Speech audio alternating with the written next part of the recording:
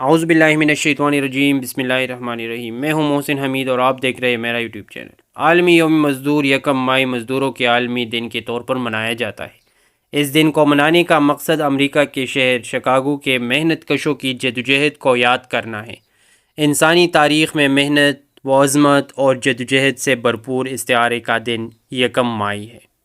1886 میں شکاگو میں سرمایہ دار طبقے کے خلاف اٹھنے والی آواز، اپنا پسینہ بہانے والی طاقت کو خون میں نہلا دیا گیا، مگر ان جانثاروں کی قربانیوں نے محنت کشوں کی توانائیوں کو بھرپور کر دیا۔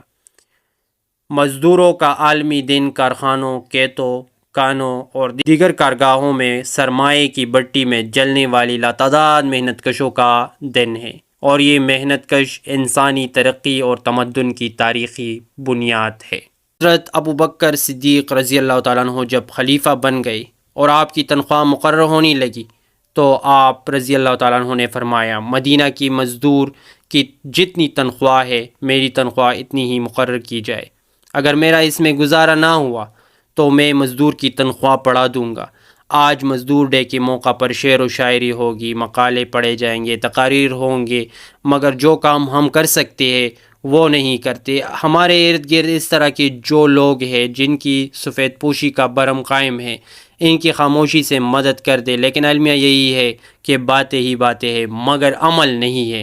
اگر کچھ مزدور کے لیے کرنا ہے تو اسلامی تعلیمات پر عمل کرو۔ شکریہ۔